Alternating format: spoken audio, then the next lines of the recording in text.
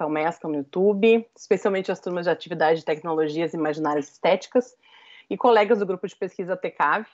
Saudamos também a todos os interessados pelo Musecom que nos acompanham aqui hoje, neste momento em que nós celebramos o começo de uma parceria entre a Escola da Indústria Criativa da Unicinos, o nosso PPG de Comunicação, a Secretaria da Cultura do Rio Grande do Sul e o Museu da Comunicação Hipólito José da Costa. Eu sou a professora Cibele Moraes, integrante do TECAV e coordenadora da GEXCOM, que realiza diversas produções para dentro e para fora dos muros da universidade, entre elas o Portal Mescla, que acolhe a nossa programação de hoje, e eu vou mediar a conversa com os nossos convidados da noite. Também importa referir que esse evento integra a programação da 15ª edição da Primavera dos Museus, organizada pelo Instituto Brasileiro de Museus. Neste ano, a celebração tem como temática Museus, Perdas e Recomeços, e reconsidera o momento pandêmico ainda vivenciado por todos nós. Então, vamos propor hoje uma reflexão em torno do tema Repensando a Comunicação como Museu e o Museu como Memória da Comunicação. Depois de um probleminha técnico aí que a gente teve, vou apresentar os nossos convidados na ordem de fala e após as provocações nós vamos abrir para perguntas que podem ser feitas pelo chat do YouTube. Agradeço a Camila de Ávila, nossa doutoranda e também integrante do TECAV, que estará ali atenta no chat, que já tinha avisado para vocês que a gente estava entrando, me passando as questões de todo mundo. Então vou apresentar, começando pelo Wellington Ricardo Machado da Silva, cursou magistério no Instituto Estadual Isabel de Espanha, museologia na Universidade Federal do Rio Grande do Sul e especialização em gestão pública na UERGS. Possui experiência na gestão de museus e com políticas de preservação do patrimônio. É diretor do Museu da Comunicação Hipólito José da Costa e atua em fóruns como o Colegiado Setorial de Memória e Patrimônio do Estado e o Núcleo de Pesquisa, Informação e Memória do Cinema Gaúcho. O professor Gustavo Daut Fischer, graduado em Publicidade e Propaganda pela URGS, com mestrado e doutorado em Ciências da Comunicação pela Unicinos, foi professor do Programa de Pós-Graduação em Design e atualmente integra o PPG de Comunicação na linha de pesquisa Mídia e Processos Audiovisuais. É um dos líderes do grupo de pesquisa Audiovisualidades e Tecnocultura, Comunicação, Memória e Design, que é o nome grande do TECAV, e seus temas de pesquisa lidam com audiovisualidades, web, interfaces digitais, memória das e nas mídias online e arqueologia da mídia. Professora Sônia Montanho, jornalista, doutora e mestre em Ciências da Comunicação pela Unicinos, pesquisador do PPG-Com da Unicinos, também na linha de mídias e processos audiovisuais e membro do grupo TECAV, com experiência nas áreas de audiovisual, televisão, audiovisual em rede, som e escuta no audiovisual e comunicação em mídias urbanas. Lidera o projeto de pesquisa aplicada e transdisciplinar Ver Osório, Rotas que Contam Histórias.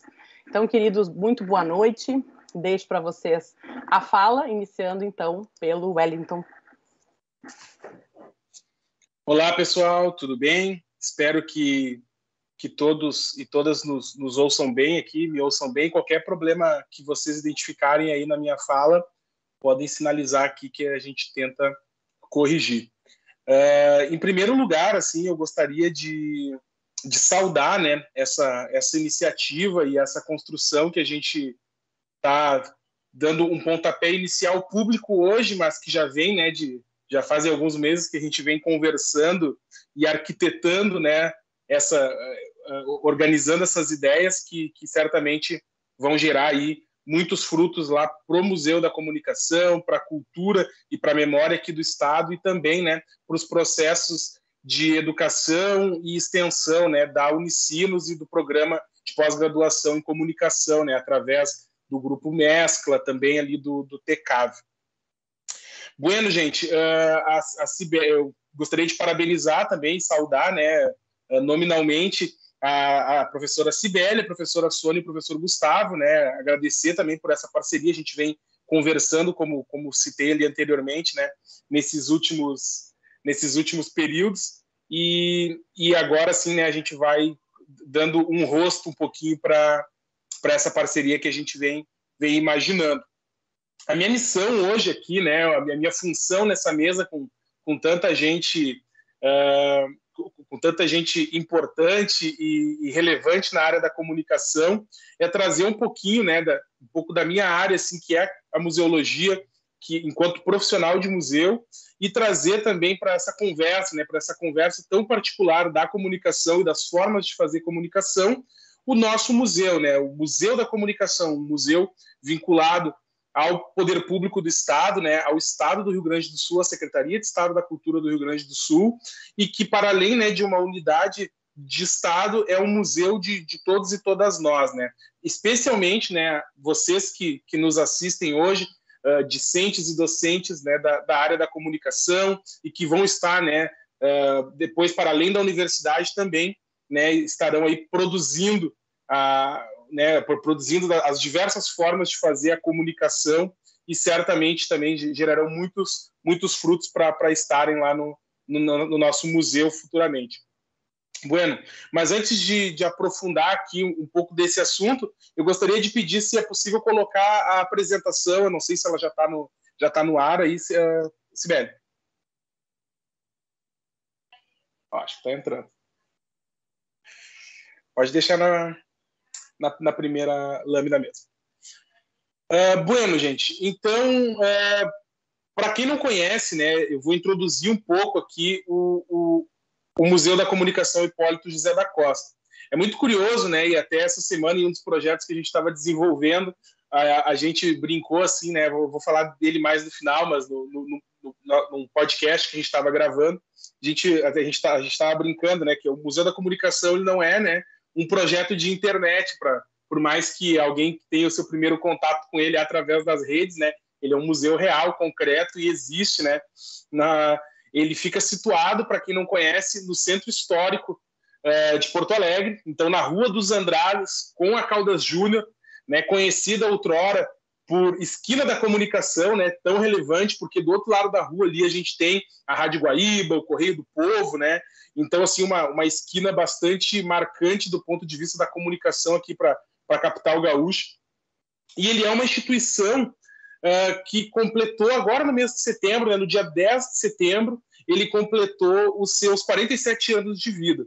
Então, ele já é uma instituição que já está há algum tempo, né, dentro desse cenário museológico, dentro dessa perspectiva, né, de preservação da memória da comunicação social aqui no estado do Rio Grande do Sul. E é um pouco sobre esse museu, né? Eu vou tentar apresentar, claro que hoje assim, a nossa proposta não é esgotar os assuntos referentes ao museu, ou vocês, né? Talvez, assim, para quem ainda não conhece o museu, não vá conseguir entender a plenitude de todos os processos, todos os acervos e todos os elementos que a gente trabalha por lá, mas a ideia é fazer, né, uma grande passada geral para vocês, pelo menos, terem uma ideia do que se trata e falar um pouco também de perspectivas, que é algo que a gente quer muito, né, e objetiva muito com essa parceria, né, que é a geração de perspectivas. Bueno, pode passar a lâmina para mim, por gentileza? Então, pessoal, aqui a gente traz, né, para ilustrar aqui uma foto histórica do prédio da sede do museu, essa foto lá do início do século XX, então, mais precisamente, né, no ano de 1921, de 1922, quando o prédio havia recém sido inaugurado para ser a sede do jornal A Federação, né, o jornal oficial do Partido Republicano aqui do estado do Rio Grande do Sul. Então, ele vem... o museu, né, ele, como eu já mencionei anteriormente, ele tem hoje 47 anos, cerca de 50 anos, né, por cerca de 5 décadas, esse prédio funcionou mesmo como um jornal, emitindo também os diários oficiais, e foi lá em 1974, como está colocado aqui, né, que ele foi formalmente criado, né, primeiro por uma circular interna da Secretaria de Educação e depois a partir de um decreto, né, e hoje tem toda a sua regulação a partir do Sistema Estadual de Museus, do Instituto Brasileiro de Museus e os demais órgãos competentes, né, que fazem o arrolamento e a organização do setor museológico aqui no território gaúcho e nacional. E nesse sentido, pessoal, como nasce esse museu? Ele nasce, né, de uma força-tarefa mobilizada a partir justamente de jornalistas, né? Então, são jornalistas que, na ocasião, capitaneados pelo jornalista Sérgio de Lemburg, ele está desenvolvendo uma matéria sobre justamente os acervos, né, sobre a memória do jornal Federação, e ele começa a identificar que esses jornais estão espalhados, né, por várias áreas do poder público do Estado e estão assim, num total processo assim, de degradação, né, e de abandono. Então ele mobiliza a classe, né, dos jornalistas, e aí inúmeras outras personalidades, né? Houve um apoio muito forte da Associação Rio Grandense de Imprensa e uma movimentação política muito grande para a fundação, então, desse museu, que teria, né, como esse objetivo inicial reunir esses fragmentos mais voltados à imprensa escrita, né, aqui do Estado, né? Então, essa memória da imprensa escrita produzida aqui do Rio Grande do Sul. Só que logo, né, o museu, conforme essa ideia ela vai circulando, ele vai se imbuindo, né, de responsabilidades e vai também aumentando o seu olhar, né? Então ele não é um museu que quase desde o seu início, embora a imprensa escrita tenha sido, diremos assim, o nosso mito fundador, ele já logo adere, né, à linguagem da comunicação e não só da imprensa escrita ou algo mais vinculado aos jornais, por exemplo. Então ele ele é oficializado, né, como Museu de Comunicação Social Hipólito José da Costa. Então assume também a figura do patrono da imprensa brasileira, né, em seu nome, de forma a representar, né, as diversas formas de produzir comunicação. E nesse sentido, as coleções do museu elas vão ditar, né, elas ditam desde o princípio, né, desde os primeiros anos da instituição, mas elas ao longo dos anos, né, e esse é um processo que é contínuo, e isso a gente discute muito aqui também com os demais professores, aqui é um processo que o museu vive muito antes, e eu vou voltar nesse assunto a seguir, mas então, assim, esse processo da composição desses acervos, a partir desse fato gerador de museu, ele vai definindo um perfil para essa instituição. Então, qual é o perfil que se constitui no museu, né, a partir então desse intuito de fundação e também dessa reunião de acervos, né? Ele se forma, né, como um museu voltado, como eu já mencionei, para a área da comunicação social, mas acaba abarcando, né, de maneira bem concreta, dentro da sua estrutura, a imprensa escrita, o rádio, a televisão, a fonografia, a publicidade, a propaganda, a fotografia e também o cinema. Então, né, diversas formas, né, ao longo desses primeiros 47 anos, né, diversos acervos foram sendo coletados que podem ser em grandes classificações, né, divididos dentro dessas áreas de produção aqui, por assim dizer. Então, esse museu ele vai se constituindo e na base assim, muito de um esforço de preservar aquilo que se tem identificado como algo relevante, mas também num esforço, né, de se fazer presente e de se colocar à disposição do público para suprir, né, uma demanda que ela existe e ela é concreta aqui na cidade de Porto Alegre. E que demanda é essa, né, que caracteriza tão bem o perfil do Museu da Comunicação? Além de contar com esses acervos que eu já citei e se debruçar sobre a temática da comunicação, o museu ele foi se caracterizando ao longo dos anos com um amplo perfil voltado à pesquisa. Então, ele é um dos museus, né? Como eu não tenho assim ainda, né? A gente ainda não tem uma pesquisa científica para cravar isso. Eu boto enquanto hipótese, né? Mas a hipótese que eu sustento é que o Museu da Comunicação seja a instituição museológica mais pesquisada do estado do Rio Grande do Sul. Ele tem um ritmo, né? E ele tem uma lógica muito próxima a arquivos, por exemplo, né? O Arquivo Público do Estado, ao Arquivo Histórico do Rio Grande do Sul e outros arquivos assim que também subsidiam muito a pesquisa histórica e não somente a pesquisa histórica, né? A pesquisa dos mais variados tipos, né? Que vão servir para inúmeros produtos, desde trabalhos acadêmicos, mas também a outros tipos, né? De produções. Para citar algumas aqui, não sei se vocês já assistiram, mas tem aquele filme que foi lançado em 2019, o Legalidade, né, que inclusive agora em agosto a campanha da Legalidade completou os seus 60 anos. O filme Legalidade, toda a pesquisa do filme, das imagens e do material histórico que está presente ali, foi pesquisada no Museu da Comunicação, foi pesquisada ali no nosso Musecom. Tem muitos pesquisadores que desenvolvem livros, né, e livros não somente livros que são resultado de pesquisa, mas também romances, né, e variados tipos, né, de produções que contam com esse acervo, seja para poder imergir, né, e entender como funcionava a sociedade gaúcha e brasileira em determinado período, para poder tentar interpretar e chegar a fatos históricos, né, do passado, entender um pouco melhor como eles funcionaram, seja, né, na aferição efetiva, né, de algum ponto que é concernente a determinada pesquisa que está sendo desenvolvida.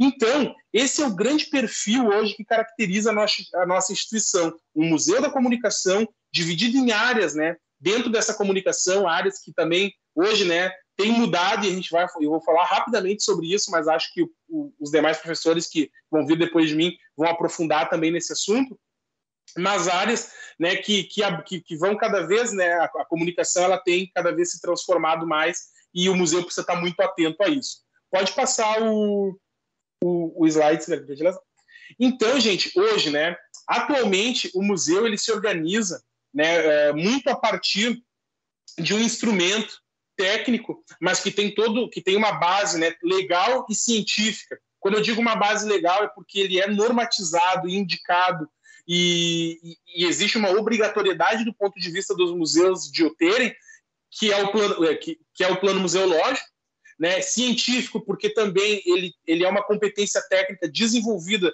dentro do curso de museologia, que é voltado, né, à formação de profissionais que vão atuar dentro dos museus, e isso é importante destacar. Profissionais de museus, né, são de várias áreas, né, profissionais da comunicação, da arquitetura, do design, né, da história, da arquivologia, da biblioteconomia, né, assim, o museu ele é um espaço multidisciplinar, mas existe, né, e eu sou museólogo de formação, mas existe uma formação, né, que visa justamente, né, tentar contribuir, né, eu diria nesse processo museológico, é justamente tentar, né, auxiliar a que todo esse fluxo diverso e heterogêneo que existe dentro dos museus, tanto do ponto de vista organizacional quanto do ponto de vista dos acervos mesmo, assim, do que ele reúne, né, possam fluir de uma maneira mais adequada. Então, assim, a gente trabalha hoje, né, em cima da estrutura do nosso plano museológico. O plano museológico, em um dos seus primeiros pontos, no final você vai ter aqui a indicação do site, ele está disponível lá para o site para quem quiser ler e entender melhor ou da imagem de som, né, e com áreas correlatas, assim, e que se pretendem muito a determinados meandros, né, da nossa função aqui e que estão situados em outras cidades, em outros estados, em outros países. Então, assim, a ideia que a gente sustenta de maneira muito concreta é que a gente consiga desenvolver essa missão que vocês estão vendo aqui de maneira efetiva e potente na dimensão que, num primeiro momento, nos cabe, que é Porto Alegre, Rio Grande do Sul, Brasil, né? Então, esse é o olhar, né? Esse é o foco que nós temos hoje dentro do nosso trabalho. Um pouco, né? Então, assim, a gente tem essa missão, né? Tem esse olhar aí. Então, assim, a gente falar um pouco assim das perspectivas, das possibilidades, né? A gente entende, assim, então, que a partir desse planejamento e desse olhar, assim, que tem que ser muito mais estruturante, né, do que basicamente centrado. Claro que ele engloba inúmeras ações, que eu estava citando como exemplo a questão da incorporação, né?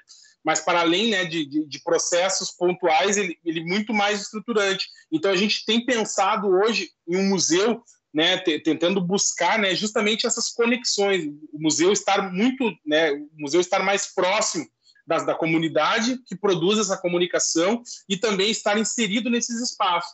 Então, assim, a gente aqui chega, né, num ponto bastante concreto, como, por exemplo, o museu passar a ocupar uma série de ferramentas, e isso recentemente a gente vem tentando ampliar o nosso espectro, o nosso lastro dentro da internet. É óbvio, né, que se tu vai comparar o que é produzido pelo museu, dentro de todas as possibilidades que a internet nos dá hoje, ainda é algo muito incipiente, mas é um trabalho, assim, que dentro das nossas possibilidades a gente olha com muito cuidado e a gente tenta, né, promover, assim, o máximo possível, seja assim com atuação em redes sociais, seja tentando virtualizar os nossos acervos, as nossas coleções, através dos repositórios que recentemente lançamos, né? Tivemos lançamento de plataforma, né, em 2019, em 2020 e também agora em 2021 participamos, né, integramos lá o Acervos da Cultura, que é uma perspectiva do acervo em rede dentro de toda a Secretaria da Cultura. E a gente vem se aproximando também de outras instituições, né, que podem potencializar e agregar esse trabalho. E aí, né, eu encaminho aqui, né, trazendo justamente como um grande exemplo, mas não ficaria só isso que a gente vem construindo aqui com a Unicinos, né? Então, assim, essa parceria com o TECAV, com o Grupo Mescla, né, e com os professores e professoras aqui presentes, ela é muito importante para nós podermos ouvir, para nós podermos discutir assuntos e para nós podermos também criar, né, poder circular essa ideia de um museu da comunicação, da memória da comunicação, dentro do ambiente onde estão sendo formados, né, os profissionais do futuro. As pessoas que vão, né, que já fazem comunicação, tenho certeza que várias e várias já são, né, estagiários ou alguns até, né, gerindo o seu próprio negócio, sua própria atividade dentro do segmento da comunicação, e certamente, né, vocês, né, são o futuro tanto do campo da comunicação, mas também vão ser a memória do que vai ser, do que está sendo construído hoje e no que vai ser construído amanhã. E vocês se apropriarem dessa linguagem, do que é o Museu da Comunicação, de que ele existe e da importância de preservar a memória dessa produção da comunicação social aqui no Estado, é algo que nos interessa institucionalmente e que também é fundamental, né, para manter a nossa missão viva, né? Então, assim, efetivamente, a gente precisa estar conectado com quem produz e com quem vai produzir para a gente poder estar criando esses ciclos. Eu falei lá no início, né, dos bastiões da criação do museu, mas os museus, por excelência, né, eles estão num processo, e isso eu coloquei bastante assim, em cima, por exemplo, do processo de composição de acervos, mas eles estão sempre se reconstruindo, né? E isso aqui eu aproveito como gancho também para trazer justamente a proposta, né, da própria Primavera dos Museus, que agora, num contexto que ainda não é pós-pandemia, porque a gente ainda está na pandemia, né? A gente ainda está enfrentando ela, embora agora de uma forma bastante mais amena, né, com a possibilidade da vacinação e a gente conseguindo, né, sair um pouco dessa situação que estava tão difícil, mas a gente tentar repensar os museus, né, pensar essas perspectivas é muito importante. Então pode passar ali para o último slide, Sibeli, que na verdade é só uma grande despedida, assim, né? Acho que para mim não... Aí passou. Né? Então, assim, uma grande despedida e um convite, né? Primeiro, agradecer a vocês, assim, por terem assistido. Espero que vocês tenham gostado e tenham minimamente conseguido, né, dimensionar um pouco desse museu, de que museu é esse, né? Mas, assim, fica um grande convite, assim, para quem quiser conhecer mais sobre o trabalho que a gente desenvolve, sobre, né, o museu e o porquê que ele existe, para que ele serve, né? Que nos procurem nos nossos canais. Então, aqui, desde, assim, entrando em contato conosco através dos e-mails, se vocês entrarem no nosso site, né, no site tem, assim, o arcabouço geral dos conteúdos que a gente vem produzindo, a gente acaba centralizando muito no site. Então, desde cadernos educativos online, que a gente vai trabalhar bem objetivo para os públicos, né, discentes e docentes, voltados ao público, o público escolar, também, né, as nossas redes sociais, né, que a gente tem lá uma série de atividades, né, pilares de conteúdos que vão desde, assim, sempre tentando circular um pouco da ideia e apresentar um pouco os nossos acervos, as nossas atividades, as nossas produções no próprio YouTube e outras redes, né, onde a gente vai tanto trazendo esses debates que são tão pertinentes para nós, a gente costuma subir para lá, mas também apontando conteúdos, né? Nós vamos ter lá, desde atividades dentro do nosso cineclube, né? Como a gente tem lá o acervo de cinema, a gente tem o cineclube, então está discutindo essa memória de cinema e esse cinema também no hoje, com dicas de filmes e tudo mais, e trazendo também, até o que está o QR Code aqui na tela, né? Convidamos vocês a conhecer um pouquinho dos nossos acervos, aqui, primeiramente, nessa dinâmica virtual, né? Então, conhecer lá os nossos repositórios, onde vocês vão poder ver um pouquinho, né, do que tem lá nesse Museu da Comunicação. Não são todos os acervos do museu que hoje encontram-se virtualizados, digitalizados e com acesso remoto através desses repositórios, mas é um processo gradativo, né? A gente vem gradativamente subindo e ampliando, né, a disponibilidade desses conteúdos online. Inclusive, né, para quem não for acessar hoje, vai acessar amanhã, vocês vão se deparar, assim, amanhã a gente, dentro da Primavera dos Museus também, vai estar promovendo um lançamento de um novo bloco de acervos lá nos nossos repositórios, né, e vai subir algumas coleções fotográficas do século XIX e século XX, né, de grandes estúdios, de renomados estúdios e fotógrafos aqui da capital gaúcha. Então, é um pouquinho dessa dinâmica que a gente vem empregando e a gente acredita, né, temos a convicção que essa aproximação para a gente poder mais, né? Hoje, tudo que a gente pode é a partir de um grande esforço que a gente faz dentro do nosso quadro funcional e das parcerias que já temos, e agregando essa nova parceria, a gente vai poder ainda mais, né? Poder entregar muito mais e ampliar essa lente e olhar para outros segmentos que são tão importantes dessa área da comunicação. Então, pessoal, muito obrigado mais uma vez e nesse primeiro momento me despeço, né? Mas volto depois para as perguntas, se alguém tiver, para a gente bater um papo. Agora a gente está no momento em que tudo ficou à mostra para vocês, né? Então, estamos aqui no Teams. Vou passar a palavra para o professor Gustavo Fischer. Obrigado ao Wellington pela esse encontro tem esse caráter simbólico bem importante de articulação entre o nosso programa de pós-graduação, o grupo de pesquisa e a Escola da Indústria Criativa com o Museu da Comunicação do Sul. É fundamental e certamente, apesar aí dos técnicos, na verdade, de um processo que vai refletir em outros contatos, em outros momentos de compartilhamento das nossas ideias. A minha proposta aqui, eu vou falar um pouco mais rápido, em função aí do delay que a gente teve, é fazer algumas provocações em torno da dimensão da memória das mídias, considerando principalmente a dimensão do online, a dimensão da digitalização dos conteúdos. Então, quando a gente trabalha com a ideia de memória, com as mídias, né, e aí desde já acho que é interessante ver o quanto é potente a aproximação entre o campo da museologia e o campo da comunicação. Na CAPES são duas áreas que a mesma área, né, comunicação e informática, até é uma provocação para a gente ter mais diálogos com esse campo. Mas quando a gente pensa no campo das mídias, especialmente nas mídias digitais, a gente tem vários exemplos de como que existe uma relação muito próxima, intensa e cada vez mais demandante dos sujeitos que estão envolvidos com esse escopo aí das redes sociais, da produção de si dentro da ou dos aplicativos, com essa dimensão da memória, do recontar, do convocar uma lembrança, do puxar um fragmento do tempo e recolocá-lo no tempo presente, Então, situações como o TBT, por exemplo, são muito próximas para a gente flertar com essa dimensão da memória, ou então as brincadeiras já usuais aqui com esse jovem promissor apresentador de televisão, que volta e meia precisa deletar fotografias suas em redes sociais, dependendo do grau de criminalidade que seus parceiros estejam envolvidos.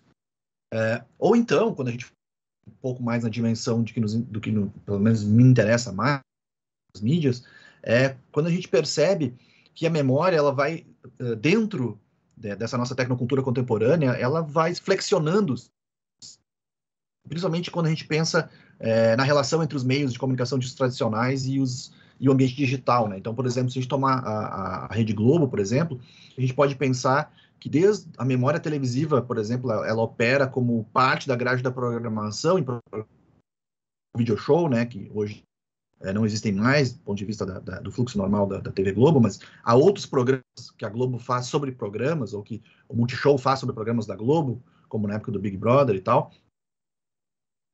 Se torna um próprio canal, como é o caso do Viva, né? Ou quando a memória televisiva entra, né, na dinâmica da plataformização, né? Ou quando a memória televisiva se torna um construto de memória online, onde a própria Rede Globo tem um site chamado Memória Globo, onde ela propõe a sua organização sobre o que é a sua própria memória. Ou então, vai estar mais no final da minha apresentação, como na memória televisiva, ela se insere num contexto de convergência e dispersão das imagens. E aí, sim, a gente tem talvez um dos grandes desafios para a gente discutir o que significa preservar a memória, o que significa usar as coisas da memória midiática no ambiente digital, né? O Pierre Nora vai falar que a memória é sempre carregada por grupos vivos, e então, portanto, ela é aberta à dialética de lembrança e esquecimento, consciente de sua deformação sucessiva, vulnerável a usos e manipulações, suscetível de longas latências e repetindo as revitalizações. Tudo isso para dizer o seguinte: a memória não é algo fechado, fixo, muito pelo contrário. Ela é móvel, flexível, ela vai se dobrando e se atualizando à medida em que nós descobrimos como agir com doutorado e preocupado em perceber como que Globoplay, ou Globo Vídeos na época, era influenciado pelo YouTube, como o YouTube vinha também se transformando, eu precisei apelar para tentar a memória de versões anteriores desses sites da Globo. Para isso, eu descobri, já bem mais conhecido, o Internet Archive, e dentro dele a função que permite que a gente navegue em versões antigas de páginas da web. Isso tudo para a gente falar um pouco sobre como essa discussão sobre a memória e essa discussão sobre os fragmentos de uma mídia é extremamente rico nesse ambiente da internet. Ele próprio é um solo de escavações bastante diversas, né? Isso, por exemplo, permite que a gente possa acessar a primeira página do YouTube e ver o quanto que ela surge incompleta nessa ferramenta do Wayback Machine, e precisa ali apelar para enxergar o código-fonte, para tentar dar a ver um pouco daquilo que a imagem técnica já não permite. Então, uma importante do ambiente web como um ambiente de um território que vai operando por dízes, vai operando por diferentes erupções, para usar aí uma situação recente aí com os vulcões, soterramentos e descobertas, né? Autoras que interessa bastante, que é o Wendy Chun, que fala a sua efemeridade. E diante disso, me parece que tem um grande desafio. Sucessivamente, a gente se depara com descontinuidades, com pequenas mortes, com falecimentos, encerramentos e extinções. Então, assim, uma das ideias em torno disso, para mim, é a ideia de reinventar a memória, que é uma reflexão aqui da Gisele Bengelman, né, que diante de memórias tão instáveis, né, que se esgotam com a duração dos equipamentos, como lidar com isso, né? E que memória estamos construindo nas redes, onde o presente mais que imediato parece ser o tempo essencial. Por isso, um dos meus projetos de pesquisa, até um tempo atrás, e que dura hoje no outro projeto, de outra forma, se preocupou um pouco para entender que construtos de memória haviam na rede, ou existem alguns deles, cartografar algumas das iniciativas que procuram memorializar a própria internet ou então as próprias mídias, né? Então, e há um conjunto de iniciativas que vão desde estruturas mais robustas, como é o próprio Internet Archive, até estruturas mais pontuais e que flertam com a experimentação e muitas vezes até com a arte, né? Então, a gente tem aqui um coletivo, que é o Archive Team, que se mobiliza cada vez que uma empresa anuncia que vai descontinuar um software ou uma plataforma. A gente tem uma perspectiva mais artística aqui com a Restart Page, que é uma experiência de tu reviver os sistemas operacionais já extintos em termos de computadores que usamos agora, e que permite que a gente redescubra uma experiência banal com algo de nostálgico ou saudosista, ou no mínimo curioso. O TV News Archive, que é uma iniciativa que está dentro do Internet Archive e que tem a característica de permitir com que a gente busque, através das frases de closed caption, né, notícias e conteúdos arquivados de diversos programas de notícias dos Estados Unidos, né? É um tipo de iniciativa que permite com que a gente tenha um tipo de acesso, vamos dizer assim, público ao conteúdo televisivo muito diferente daquele acesso mediado por uma emissora somente, né? Então, o Internet Archive acaba funcionando, talvez, como uma mediação mais aberta, aqui, que permite, talvez, um acesso, como disse a Suzana aqui, muito antes do Internet Archive, todos nós deveríamos poder desconstruir a televisão, né? Para que a gente compreenda do que ela é feita, né? E é isso que nos interessa, pelo menos no campo da comunicação. Pensar a memória, pensar a preservação, tem a ver com pensar as entranhas dessas mídias. Então, outras iniciativas... Então, assim, na minha pesquisa, a gente começou, então, a pensar como que a gente conseguia mostrar esses materiais, né? Então, uma das possibilidades que a gente fez foi brincar aqui com Star Wars e pegar esse site aqui chamado Evolution of Web Design e para poder mostrar para o usuário como é que é esse construto de memória. No caso aqui, o cara fez um site onde ele pega o mesmo conteúdo sobre a NASA e ele vai levando esse conteúdo no tempo com determinadas tendências do web design, e o meu bolsista na época achou que era divertido botar aí a clássica trilha do Star Wars de fundo para representar esse movimento, né? Isso é apenas uma forma da gente tentar pensar o quanto o quanto esse chão do digital, quando a gente lida com a memória, quanto ele nos demanda essa tactibilidade e essa brincabilidade, né? Como que ele acaba nos levando por uma relação muito lúdica com a memória dos meios, né? Talvez isso seja também uma interessante hipótese de trabalho, assim. Essa pesquisa resultou, então, no site memoriasinterfaces.com.br, onde a gente tem alguns conteúdos ali sobre a pesquisa e também o banco de imagens, onde a gente coloca, então, diversos construtos, né, bem mais do que eu mostrei aqui. Tem aí em torno de 16 construtos que mostram essa variantologia, para usar uma expressão aí do Zielinski, da arqueologia da mídia, de iniciativas da mídia tentar produzir a sua própria memória ou produzir o seu próprio arcervamento, o seu próprio arquivamento, né? Isso me fez pensar que a ideia de construtos de memória tem a ver com a possibilidade de pensarmos em materialidades que se arranjam em coleções irregulares, nas quais se podem escavar determinadas técnicas estéticas e éticas, né, e que permitem com que a gente possa examinar, e essa metáfora é muito arqueológica, né, de olhar esses fenômenos em camadas, né, desde camadas mais superficiais, aquelas que vão, de repente, nos ofertar questões mais da ordem da visualidade, entrando nas características do meio e nos aprofundando numa discussão tecnocultural, né, quais os sentidos que determinado fragmento de memória pode nos dizer sobre a nossa época, né? Então, essa ideia da escavação, né, dentro do digital tem um pouco dessa metáfora, né? Mas será que dá para arquivar tudo, né? Que é uma outra questão complexa, né? A memória se converteu num aspecto elementar do cotidiano, é um dado quantificável, uma medida e até indicador de status social, né? Quantidade de fotos que a gente tem no nosso perfil do Instagram, quantidade de fotos que a gente tem no Facebook, ou de vídeos publicados, ou de retweets, enfim, tudo isso se constitui numa nossa relação muito intensa que temos com a dimensão da memória. O Brewster Kahle, que é o cara, então, que dá título a essa minha fala aqui, né, ele vai dizer que é preciso manter as coisas em uso, né? Então, o objetivo do Internet Archive não é guardar as coisas num cofre, pelo contrário, é produzir dinâmicas de movimentação desse material, né?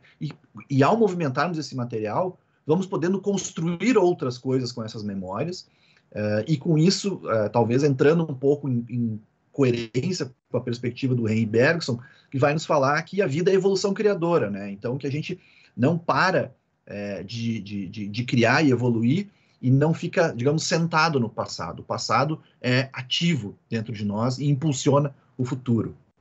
Por isso que a minha pesquisa atual, que iniciou assim, de forma mais recente, a partir de meados do ano passado, ela tem a intenção de ter uma atitude um pouco mais laboratorial, de tentar prototipar algumas ideias, e uma preocupação, e por isso uma das vinculações aí com a ideia do museu, de discutir um pouco como que a gente pode resgatar e reorganizar e pensar sobre esses fragmentos da memória televisiva do Rio Grande do Sul, e mesmo também do Brasil, dentro da rede, né?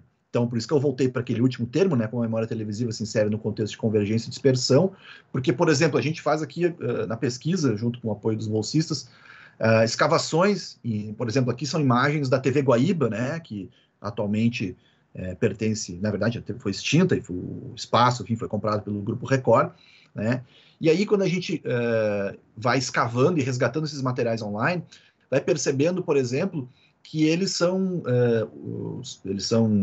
arquivados por sujeitos de maneira individual, ou até sujeitos que têm interesse em gravar vinhetas, revelam a textura da gravação em VHS, as distorções. Se trata muito mais do que um conteúdo integral de uma emissora, e sim uma outra narrativa que vai se colocando através desse banco de dados inusitado, né? Ou então, quando a gente vai atrás, por exemplo, da Rede Manchete, que era uma emissora também dos anos 80, que produziu novelas, telejornais, concorreu fortemente com a Globo, transmitindo o Carnaval, e também há, né, um conteúdo muito diverso aí dentro da rede disperso a esse respeito. Então, quando a gente vai fazendo esse trabalho de coleta, que tem um excerto disso, a gente vai descobrindo, né, o interesse que as pessoas têm de guardar trilhas e aberturas, fazendo vídeos bastante curtos, né, vinhetas, aspectos que quando a gente assistia a televisão, assistia esse canal, talvez fossem sempre conteúdos de passagem de um ponto para outro, né? e que dentro da rede ganham um outro status, né? Só para a gente também pensar, né, em outras revelações que essa memória pulverizada traz. Ou quando nem se trata de estar no próprio YouTube, ou como, por exemplo, no caso da MTV, que tem perfis não oficiais que celebram essa ideia de retomar os conteúdos de uma MTV anterior, aquela, digamos assim, que marcou a geração ali dos anos 90, né? E que persiste por dentro do Instagram, através de postagens, e leva a propósito da Silva, que é a ideia do contra-colecionador online. Em um sentido mais aberto, seria um sujeito que não concorda com a manutenção de uma estrutura normalizante. Tá, essa ideia do contra-colecionador é porque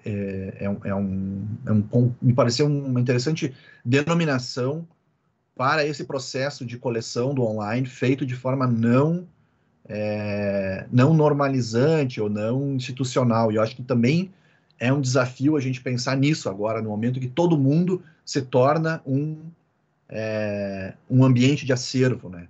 Acho que aí é algo que a gente também pode pensar e discutir a respeito dessa condição da preservação que se espalhou dentro da rede por caminhos bem rizomáticos, né? E aí, o Richard Reiner, que também administrava o Museu de Berkeley, ele vai dizer assim, né, não há mais um artefato original monolítico e não há mais um método de preservação ideal. Em vez disso, precisamos de uma estratégia de preservação por camadas, que admita fragmentos e rastreios, recriação e remontagem. Eu acho que isso é uma ideia muito potente e muito interessante para os tempos que vivemos, né? Aceitar um pouco essa incompletude e talvez pensar como ela é potente para que a gente possa pensar criativamente sobre ela. Então é isso, convido vocês a frequentarem ali a nosso Insta ali do LabMem, tem vários conteúdos que discutem essa dimensão da memória nas mídias. E era isso, Cibele. Vamos falar com a Sônia agora. Vamos ver se a Sônia está aí, professora Sônia. Estou aqui. Consegue abrir a câmera? Sim, está me vendo? Então, gente, boa noite. Muito obrigada, Cibele. Um prazer estar aqui com Gustavo e com Wellington. Boa noite para os meus alunos e os da Cibele de Tecnologias Estéticas e Imaginários e Estéticas, troquei a ordem. E ao pessoal do TCAV e a todos os convidados que estão interessados, que estão aqui presentes. Gente, se a nossa parceria com o museu for tão intensa como as complicações que tivemos hoje com a internet, vai ser um sucesso. Porque eu estou mostrando aqui, até tenho um mini museu aqui em casa que vou ter que mostrar, porque o fundo não está funcionando, então por isso, enfim, deu uma série de complicações aqui hoje que vamos tentar usar ao nosso favor. Porque a comunicação e os ruídos fazem parte tanto desses tempos que tentamos lembrar quanto aqueles que acabamos esquecendo. Eu começo esta fala... Inclusive, Sônia, tá bem ruidosa a tua fala também, então pode falar bem devagar aí para a gente conseguir te acompanhar. Certo, qualquer coisa eu tiro a imagem a ver se também melhora. Estava dizendo que tirei meu vídeo, certo? Inicio esta fala assim, reforçando a parceria, a possível parceria, este começo de parceria, aliás, que estamos tendo com o Musecom e com o promissor que pode ser ouvindo o Gustavo falar, ouvindo o Wellington falar, como caminhamos em perspectivas muito semelhantes e estamos à procura de questões que são promissoras para este momento, tanto da comunicação quanto do TCAV quanto do museu. Eu vou começar aqui com uma questão de Foucault que sempre me resultou muito instigante, que é um texto que ele chamou de Os Lugares Outros. Esses lugares, não sei como está o som ali, se está indo bem. O som está bom. Então tá. Esses lugares outros, diz o Foucault, são aqueles que surgem na modernidade a partir de uma ideia de acumular tudo, de constituir uma espécie de arquivo geral, um arquivo de corrente, da vontade de encerrar em um mesmo lugar todos os tempos, todas as épocas, todas as formas, todos os gostos, de tipo construir um lugar que todos os tempos estejam ali, presente, mas fora do tempo, ou seja, que não seja corroído pelo tempo, pela sua mordida. E nessa ideia surgem, no início do século XIX, os museus, as bibliotecas, ou seja, um lugar que busca, em certa forma, encerrar tempos tão diversos, tão díspares, e tempos que sabemos que vão se corroendo, mas que haveria uma certa heterotopia, ou seja, uma certa ilusão de um espaço em que esses tempos poderiam ser reunidos. Mas Foucault vai dizer que, ao mesmo tempo que surge essa espécie de ilusão que acumularia todo o tempo em um espaço, surgem nessas heterotopias outros espaços onde o tempo se mostra naquilo que tem de mais precário, de mais passageiro. E, como exemplo disso, estaria nas feiras, os circos, aquilo que se forma muitas vezes nos limites das cidades e que, sei lá, aquelas formas típicas do circo, de mulheres serpentes, adivinhas, esses formatos que são já pensados como formas transitórias do tempo, onde o tempo se mostra não no seu acúmulo, não numa certa ilusão de eternidade, senão em sua real dinâmica de movimento, de trânsito, de transitório, de impossibilidade de acumulação. E ele vai dizer que essas duas ideias, tanto essa dinâmica de acumular o tempo, quanto a dinâmica do tempo fugir de nossas mãos, elas não são contraditórias, elas, na verdade, são complementares.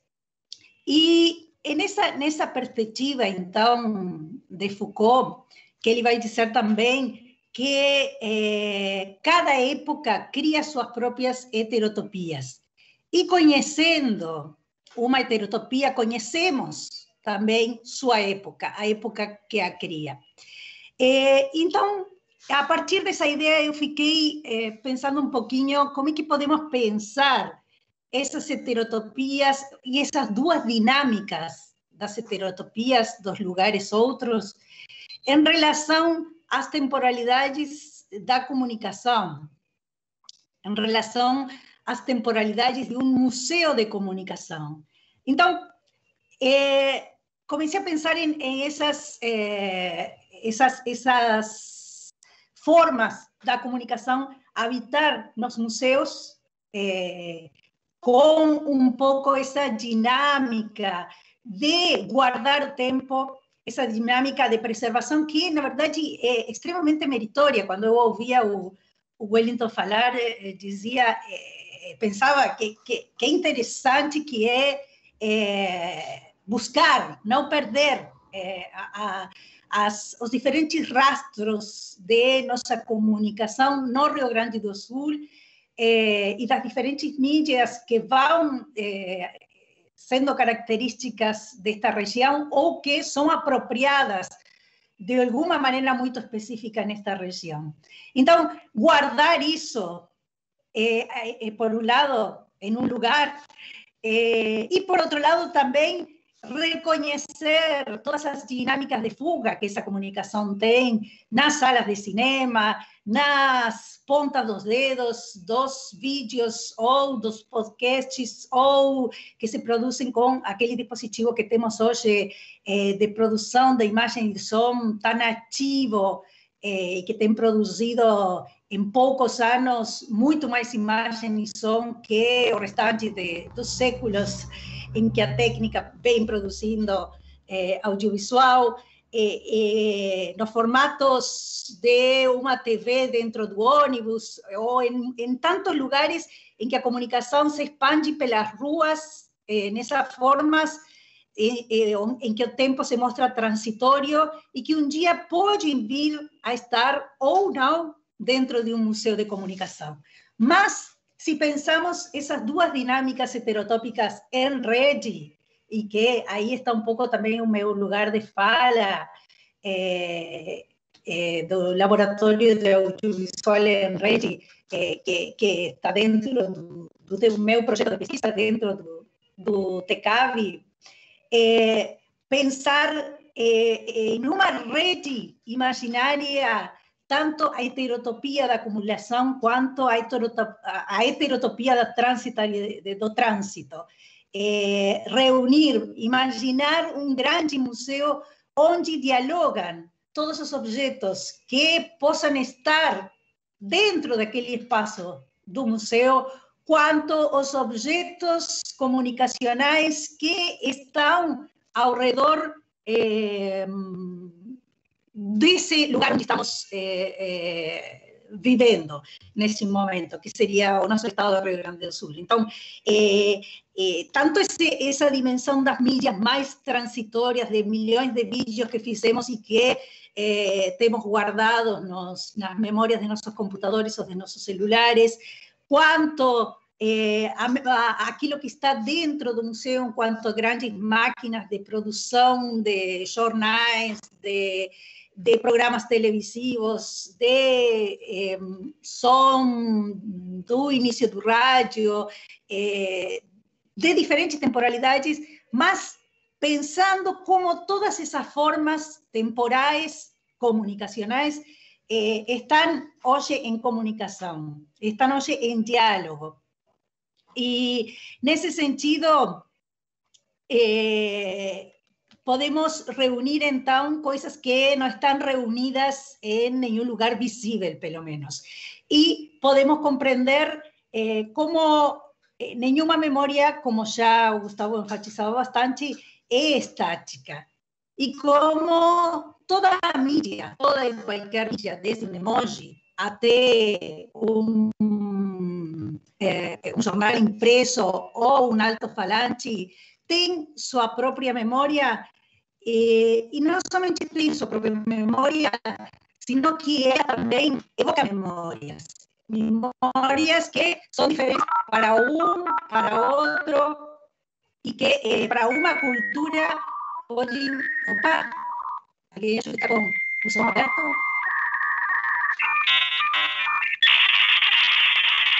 Pessoal? Alguém está com o som aberto? Tem alguém se conectando desde 1997. Eu acho que do jeito que a gente está hoje, parece que a gente está realmente fazendo isso, né? Eu acho que alguém se conectou com conexão de escada. E que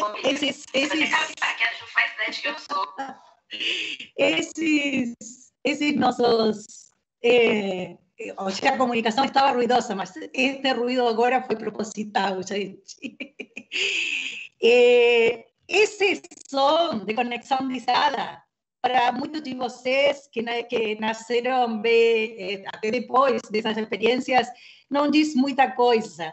Para outros, hoje até pode dizer, ai, que saudades. Entretanto, quando a gente viveu esse momento de conexão de escada, o menos que tinha saudades, porque essa conexão de escada está ligada a uma série de memórias em que a gente fazia isso na madrugada para que não custasse tanto a ligação telefônica, tentava entrar 1 milhão de vezes porque estava sempre preocupado, porque todo mundo estava fazendo isso ao mesmo tempo. Quando a conexão entrava, aquilo era uma sensação de vitória enorme.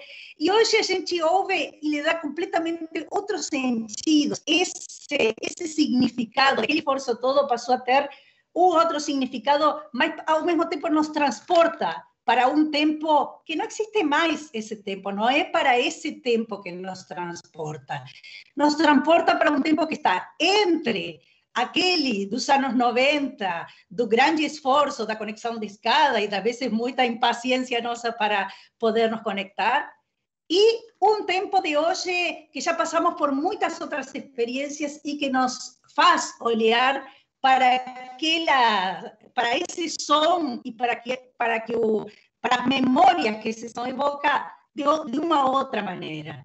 Então, essa questão para pensar como cada software, cada hardware, cada mídia, ela está atravessada por inúmeras memórias. Quando eu trago essa conexão de escada, são um conjunto de memórias que vem junto com esse simples som. Pode ser o tempo anterior ao Wi-Fi, aos celulares, e a tudo que demandava conectar-se à internet, e a tudo que era impossível que existisse naquela época de conexão à internet, tanto pelos custos quanto pelos hardwares e software, mas também pode nos conectar ao som, as memórias que o som traz e que nos liga imediatamente ou nos remete a uma época, a algumas imagens, a algumas experiências. Pode nos evocar o lugar que o som ocupa na nossa sociedade ocidental, parecendo sempre um lugar menor que a imagem. Entretanto, ele tem um poder multidirecional, imersivo, e se relaciona com a gente, com o sujeito de uma outra maneira completamente diferente ao da imagem. Nos pode levar, então, a separar uma série de memórias, Gustavo chamava de camadas, mas cada mídia nos remete a muitos tempos. E desbravar esses tempos é um grande desafio da pesquisa em comunicação. Assim como reunir esses tempos é um grande desafio do museu em comunicação. Então, essas memórias e a cultura toda que há ao redor da memória de um tempo, mas também da memória de aquele outro tempo onde essa mídia é acessada, dá uma dinâmica muito interessante que não está nem no ontem, nem está no hoje. Está em um modo virtual, em um modo outro que precisa ser como reconstruído para ser compreendido. Em um modo de criar experiencias para poder desbravar y disecar esas diversas memorias que están ligadas a cada mídia, a cada software, a cada hardware. Essa experiência que eu trouxe recém também nos pode levar a outras memórias, as memórias bem recentes de um áudio que vaza em uma aula ou em um outro momento, neste tempo de conexão à distância tão frequente de acontecer. Então, múltiplas memórias poderíamos tirar desse som que acabamos de ouvir em conjunto, relacionado tanto ao ontem, mas também ao hoje, e que amanhã ele vai vir com diferentes sentidos. Então, repensar esses sentidos, ressignificar esses sentidos e entender essas memórias, eu acho que é um belo desafio para uma parceria entre universidade e museu. nas materialidades da comunicação, nos seus hardwares e seus softwares, de jornal empoderado que precisamos passar com a mão, tocar nele para ir lendo, a uma página da internet que apresenta um PDF que faz, que imita essa sonoridade de passar as páginas. Essas materialidades todas, elas têm memórias e essas memórias se ligam, estão ligadas a uma mídia que cria e transforma o seu espaço e tempo. Então, as mídias a gente as reconhece, as usa, mas o que se cria nesse espaço e tempo é muito mais difícil de ver, de enxergar. Essas memórias ficam muito mais invisibilizadas, por isso, aproveitarmos o espaço do museu e dessa parceria para dar a ver essas memórias que permanecem silenciosas, às vezes, e invisibilizadas, eu acho dos principais desafios que nos reúne, e que seria também de uma excelente contribuição para todos os que estão se formando, que estão recebendo uma formação em comunicação, sejam das áreas que sejam que estão aqui presentes. Então, para ir finalizando minha fala neste dia de tantos percalços, eu penso um pouco essas diferentes formas que a memória toma na comunicação, e não só na comunicação, né? Nos tantos outros espaços. Por um lado, temos a memória como uma duração, como uma dinâmica, como algo que o Gustavo reforçava, que é sempre aberto, que como essa impossibilidade de encerrar o todo, porque quando temos esse todo da comunicação, ele já se tornou muitas outras coisas. Então, essa memória duração, que dura, que nos leva a pensar que o único que realmente dura é o movimento, a dinâmica de movimento das mídias, da sociedade, o único que, de fato, permanece constante. Mas tem também essa memória voluntária, essa memória lembrança, que é aquela que nos transporta a algum tempo específico, o que temos no Museu Hipólito, por exemplo, é extremamente rico nesse sentido, a nos levar a diversas, a provocar, tensionar várias memórias voluntárias em que nós podemos transportar a tempos que vivemos ou que não vivemos e tentar imaginar todo o contexto dessa temporalidade que levou a criar determinadas mídias. Temos também a memória hábito. As mídias operam muito com essa memória hábito. Eu só posso usar o Teams quando mais ou menos já me familiarizei com ele. Assim com a TV, assim com o cinema, assim com todas as mídias. No início sempre há um grande espanto em relação às mídias, até que a memória hábito entra em ação e as pessoas se habituam a essa mídia. Entretanto, se habituar significa também se tornar um pouco cego e se acostumar com o uso. Então, o museu e a academia também podem ser espaços que tensionem esse hábito, que provoquem ruídos, que abram para outras memórias e que abram para outras possibilidades de construção da comunicação. E, principalmente, e aqui sim encerro, acredito que o museu e a academia sejam um espaço onde aprendamos mais sobre o tempo.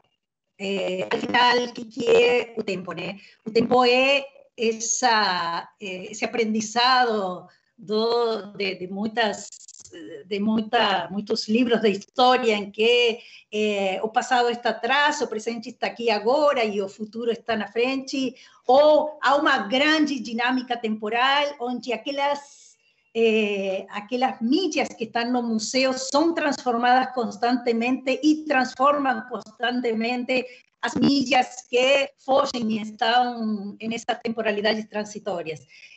Há uma dinâmica de mútua presença no velho e no novo, por isso o desenho do tempo, a imagem do tempo, acredito que tanto o museu quanto a academia têm um grande potencial de